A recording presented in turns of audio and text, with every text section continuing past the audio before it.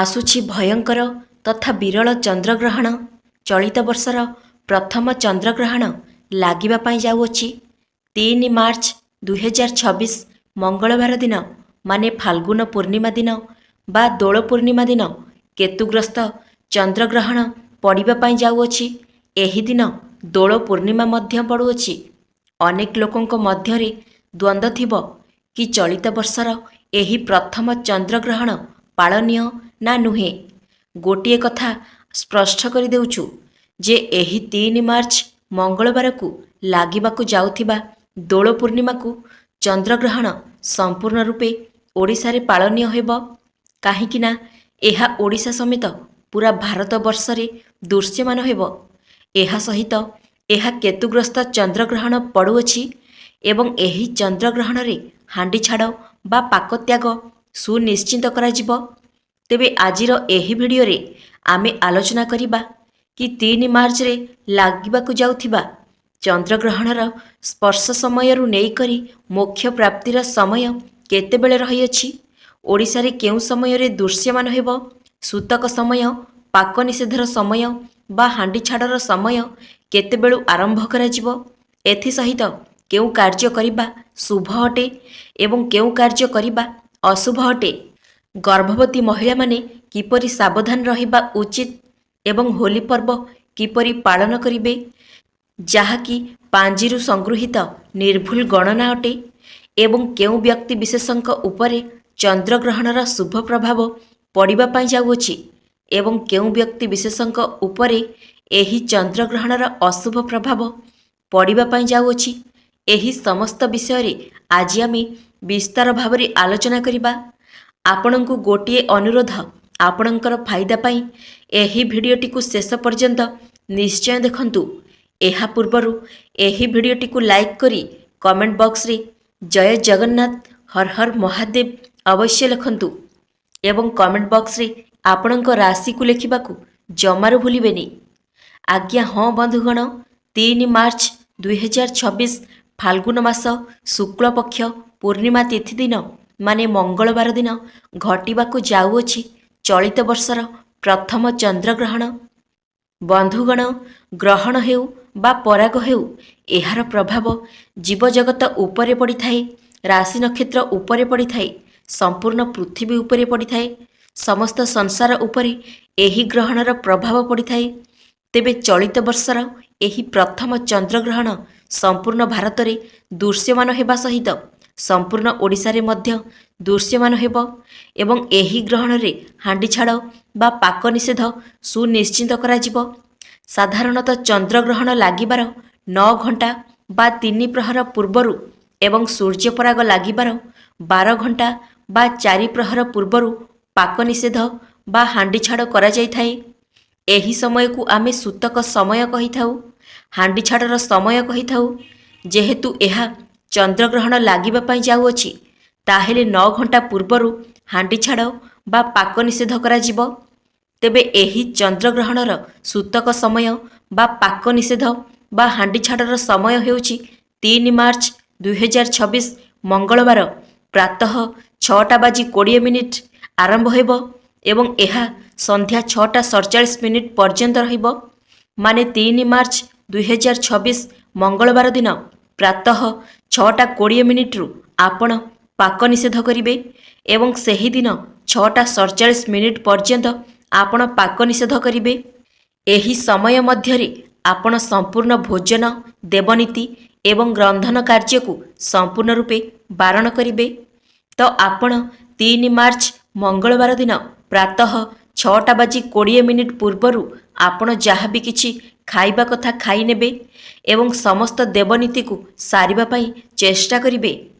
କିନ୍ତୁ ପ୍ରାତଃ 6:20 ପରେ ଆପଣ କୌଣସି ଦେବନୀତି କରିବେ ନାହିଁ, ଅନ୍ନ ଭୋଜନ କରିବେ ନାହିଁ କିମ୍ବା ରନ୍ଧନ କାର୍ଯ୍ୟ ମଧ୍ୟ କରିବେ ନାହିଁ। ଯେହେତୁ ଆମେ ସନାତନୀ ଧର୍ମକୁ ଅବଲମ୍ବନ କରୁଅଛେ, ତ ଗ୍ରହଣର ସମସ୍ତ ନୀତି ନିୟମକୁ ପାଳନ କରିବା ଆମର କର୍ତ୍ତବ୍ୟ ଅଟେ। ଗ୍ରହଣର ସୂତକ କାଳ ସରିବା ଯାଏଁ ଆପଣ କୌଣସି ଶୁଭ କାର୍ଯ୍ୟ କରିପାରିବେ, ଭଗବାନଙ୍କର ଦର୍ଶନ କରିପାରିବେ, ସନ୍ଧ୍ୟା ଆଳତି କରିପାରିବେ, ଦେବନୀତି କରିପାରିବେ। ଏହି ସୂତକ ସମୟ ଶିଶୁ, ରୋଗୀ ଲୋକ ଏବଂ ବୃଦ୍ଧ ଲୋକଙ୍କ ପାଇଁ ପାଳନୀୟ ନୁହେଁ। ତେବେ ଏହି ଗ୍ରହଣ ଲାଗିବାର ସମୟ ହେଉଛି ବା ଗ୍ରହଣ ଗ୍ରାସ କରିବାର ସମୟ ହେଉଛି 3 ମାର୍ଚ୍ଚ 2026 ମଙ୍ଗଳବାର ଦିନ 3:20 ଆରମ୍ଭ ହେବ ଏବଂ ସନ୍ଧ୍ୟା 6:47 ଗ୍ରହଣ ସମାପ୍ତି ହେବ। ମୁଖ୍ୟ ପ୍ରାପ୍ତି ହେବ। ଏହି ବିରଳ ଚନ୍ଦ୍ରଗ୍ରହଣ ମହାକାଶରେ ପ୍ରାୟ 3 ଘଣ୍ଟା 27 ମିନିଟ୍ 7 ସେକେଣ୍ଡ ପର୍ଯ୍ୟନ୍ତ ସଂଗଠିତ ରହିବ। ଏହି 3 ଘଣ୍ଟା ଗ୍ରହଣ ସମୟରେ ବିଶେଷ ଭାବରେ ଗର୍ଭବତୀ ମହିଳାମାନେ ବାହାରକୁ ବାହାରିବାକୁ ମନା କରାଯାଇଅଛି। ଗ୍ରହଣ ଦର୍ଶନ କରିବା ମନା ଅଟେ।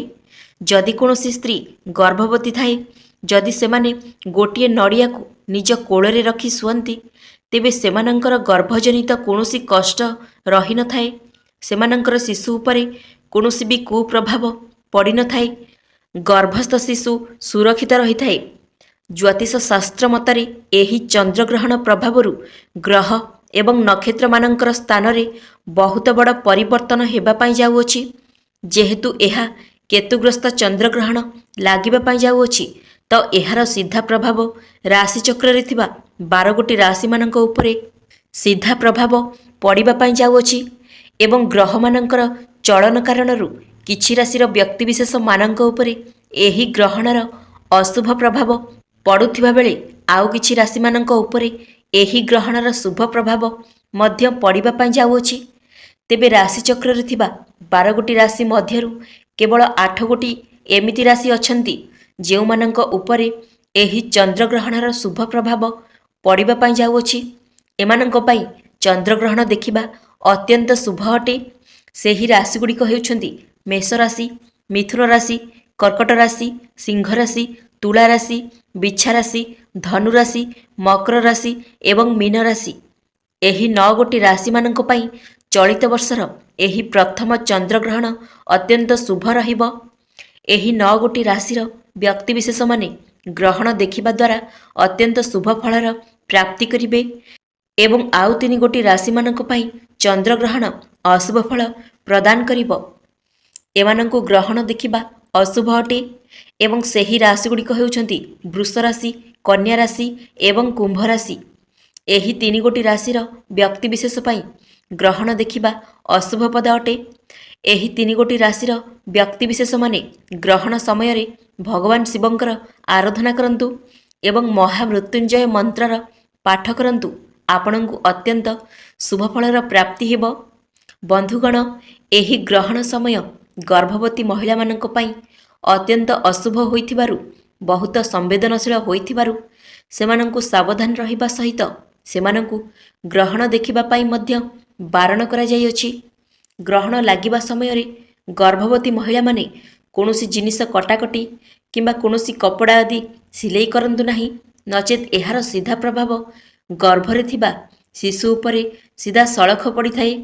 ଏଥିସହିତ ଗ୍ରହଣ ଲାଗୁଥିବା ସମୟରେ ଗର୍ଭବତୀ ମହିଳାମାନେ କେବେ ହେଲେ କଳା ରଙ୍ଗର ବସ୍ତ୍ର ପରିଧାନ କରନ୍ତୁ ନାହିଁ ଏବଂ ବାହାରକୁ ମଧ୍ୟ ବାହାରନ୍ତୁ ନାହିଁ। ଝରକା କବାଟ ବନ୍ଦ କରି ରଖନ୍ତୁ। ଗ୍ରହଣ ସମୟରେ ଚନ୍ଦ୍ରଙ୍କ ଛାୟା ଯଦି କୌଣସି ଗର୍ଭବତୀ ମହିଳାଙ୍କ ଉପରେ ପଡ଼ିଯାଏ, ତେବେ ତାଙ୍କର ଗର୍ଭର ପ୍ରଥମ ଶିଶୁକୁ ଶାରୀରିକ ଦୋଷ ଲାଗିଥାଏ, ଯାହା ଭବିଷ୍ୟତରେ ବହୁତ ବଡ଼ ସମସ୍ୟା ମଧ୍ୟ ସୃଷ୍ଟି କରିଥାଏ। ତେଣୁ ଗର୍ଭବତୀ ମହିଳାମାନେ ଏହି ସମୟରେ ବାହାରକୁ ବାହାରନ୍ତୁ ନାହିଁ। ଜ୍ୟୋତିଷ ଶାସ୍ତ୍ର ମତରେ ଏହି ସମୟସୀମା ମଧ୍ୟରେ କେତେକ କାର୍ଯ୍ୟ କରିବା ପାଇଁ ବାରଣ କରାଯାଇଛି। ପ୍ରଥମ କାର୍ଯ୍ୟ ହେଉଛି ଖାଦ୍ୟ ତିଆରି କରନ୍ତୁ ନାହିଁ। ଚନ୍ଦ୍ରଗ୍ରହଣ ସମୟରେ ଖାଦ୍ୟ ପଦାର୍ଥ ରୋଷେଇ କରିବାକୁ ସମ୍ପୂର୍ଣ୍ଣ ବାରଣ କରାଯାଇଛି। ଏହି ସମୟରେ ରନ୍ଧାଯାଉଥିବା ଖାଦ୍ୟ ଜ୍ୟୋତିଷ ଶାସ୍ତ୍ର ମତରେ ଅଶୁଦ୍ଧ ହୋଇଥାଏ, ବିଷ ସମାନ ହୋଇଥାଏ। ଏଥିପାଇଁ ଆପଣ ଚନ୍ଦ୍ରଗ୍ରହଣ ଲାଗୁଥିବା ସମୟରେ ରୋଷେଇ କାର୍ଯ୍ୟ କରନ୍ତୁ ନାହିଁ। ନମ୍ବର 2, ଚନ୍ଦ୍ରଗ୍ରହଣ ସମୟରେ ଖାଦ୍ୟ ଗ୍ରହଣ କରନ୍ତୁ ନାହିଁ। ଏହି ସମୟରେ ରନ୍ଧାଯାଇଥିବା ଖାଦ୍ୟ ଖାଇବା ସମ୍ପୂର୍ଣ୍ଣ ନିଷେଧ ଅଟେ। ଜ୍ୟୋତିଷ ଶାସ୍ତ୍ର ମତରେ ରନ୍ଧାଯାଇଥିବା ଖାଦ୍ୟ ଚନ୍ଦ୍ରଗ୍ରହଣ ସମୟରେ ଖାଇଲେ ଏହାର କୁପ୍ରଭାବ ପଡ଼ିଥାଏ। ତେଣୁ ଗ୍ରହଣ ସମୟରେ ଶୁଖିଲା ଖାଦ୍ୟ ବା ଫଳମୂଳ ଆଦି ଖାଇପାରିବେ। ଚନ୍ଦ୍ରଗ୍ରହଣ ସମୟରେ କୌଣସି ଶୁଭ କାର୍ଯ୍ୟ କରନ୍ତୁ ନାହିଁ ବା କୌଣସି ଶୁଭ କାର୍ଯ୍ୟ କରିବା ପାଇଁ ମଧ୍ୟ ଆଲୋଚନା କରନ୍ତୁ ନାହିଁ। ଏହାଦ୍ୱାରା ଆପଣଙ୍କ ପରିବାରରେ ଅନିଷ୍ଟ ହୋଇଥାଏ। ନମ୍ବର 4, ଚନ୍ଦ୍ରଗ୍ରହଣ ସମୟରେ ଦେବୀ ଦେବତାଙ୍କର ପୂଜା କରିବା ସମ୍ପୂର୍ଣ୍ଣ ନିଷେଧ ଅଟେ। ଚନ୍ଦ୍ରଗ୍ରହଣ ସମୟରେ କୌଣସି ପୂଜା ଆଳତି ଆଦି କରିବା ମନା। ଏମିତି କରିବା ଦ୍ୱାରା ଗୃହରେ ଦାରିଦ୍ର୍ୟତା ଲାଗି ରହିଥାଏ। ଚନ୍ଦ୍ରଗ୍ରହଣ ସମୟରେ ଠାକୁର ପୂଜା କେବେ କରନ୍ତୁ ନାହିଁ। ଏହି ସମୟରେ ଠାକୁର ଘରକୁ ସମ୍ପୂର୍ଣ୍ଣ ବନ୍ଦ କରି ରଖନ୍ତୁ। ନମ୍ବର 5, ଚନ୍ଦ୍ରଗ୍ରହଣ ସମୟରେ ଅନ୍ନ ଦାନ କରିବାର ଉତ୍ତମ ସମୟ ମାନାଯାଇଅଛି। ଏମିତି କୁହାଯାଏ କି ଚନ୍ଦ୍ରଗ୍ରହଣ ସମୟରେ ଅନ୍ନ ଦାନ କରିଲେ ଶରୀରରେ କୌଣସି ରୋଗ ହୋଇନଥାଏ। ଗ୍ରହଣ ଶେଷ ହେବା ପରେ ସ୍ନାନ କରିବା ଏବଂ ପିନ୍ଧିଥିବା ବସ୍ତ୍ରକୁ ଧୋଇଦେବା ଉଚିତ। ନିଜର ଘରକୁ ଗଙ୍ଗାଜଳ ଦ୍ୱାରା ସିଞ୍ଚନ କରି ପବିତ୍ର କରିନେବା ଉଚିତ। ଏହାପରେ ଶୁଦ୍ଧ ମନରେ ରନ୍ଧନ କାର୍ଯ୍ୟ କରି କୌଣସି ଦରିଦ୍ର ଲୋକଙ୍କୁ ଅର୍ଥ ବା ଅନ୍ନ ଦାନ କରନ୍ତୁ। ଆପଣଙ୍କର ମଙ୍ଗଳ ହେବ ଏବଂ ଆପଣଙ୍କର ସମସ୍ତ ପାପ ମଧ୍ୟ କ୍ଷୟ ହୋଇଥାଏ। ଚନ୍ଦ୍ରଗ୍ରହଣ ସମୟରେ ଆପଣ ଭଗବାନଙ୍କର ମାଳା ଜପ କରନ୍ତୁ। ଏହାଦ୍ୱାରା ଗ୍ରହର ଖରାପ ପ୍ରଭାବ ଆପଣଙ୍କ ଉପରେ ପଡ଼ିପାରିନଥାଏ। ଚନ୍ଦ୍ରଗ୍ରହଣ ସମୟରେ କେବେ ହେଲେ ମଧ୍ୟ ଶାରୀରିକ ସମ୍ପର୍କ ରଖନ୍ତୁ ନାହିଁ। ଏହି ସମୟରେ ନକାରାତ୍ମକ ଶକ୍ତିର ପ୍ରଭାବ ଅଧିକ ରହିଥିବା ହେତୁ ବିବାହିତ ମହିଳା ଏବଂ ବିବାହିତ ପୁରୁଷମାନେ ଶାରୀରିକ ସମ୍ପର୍କଠାରୁ ଦୂରେଇ ରୁହନ୍ତୁ। କେବେ ହେଲେ ମଧ୍ୟ ଶାରୀରିକ ସମ୍ପର୍କ ରଖନ୍ତୁ ନାହିଁ। ଏହାକୁ ସମ୍ପୂର୍ଣ୍ଣ ଭାବରେ ଅଶୁଭ ମାନାଯାଇଥାଏ। ଏହାଦ୍ୱାରା ଆପଣଙ୍କର ସମ୍ପର୍କରେ ଫାଟ ମଧ୍ୟ ସୃଷ୍ଟି ହୋଇଥାଏ ଏବଂ ଏହାର କୁପ୍ରଭାବ ଆପଣଙ୍କ ସନ୍ତାନମାନଙ୍କ ଉପରେ ବି ପଡ଼ିପାରେ। ଚନ୍ଦ୍ରଗ୍ରହଣ ସମୟରେ କୌଣସି ଗଛ ସହିତ ଲାଗିବା କିମ୍ବା କୌଣସି ଗଛର ପତ୍ର କିମ୍ବା ଫୁଲ ତୋଳିବା ସମ୍ପୂର୍ଣ୍ଣ ଭାବରେ ବାରଣ କରାଯାଇଛି ଏବଂ ଚନ୍ଦ୍ରଗ୍ରହଣ ସମୟରେ ଆପଣ କାହା ସହିତ ମଧ୍ୟ କଳି ଝଗଡ଼ା କରନ୍ତୁ ନାହିଁ। କାହାକୁ ବି ଅପଶବ୍ଦ କୁହନ୍ତୁ ନାହିଁ।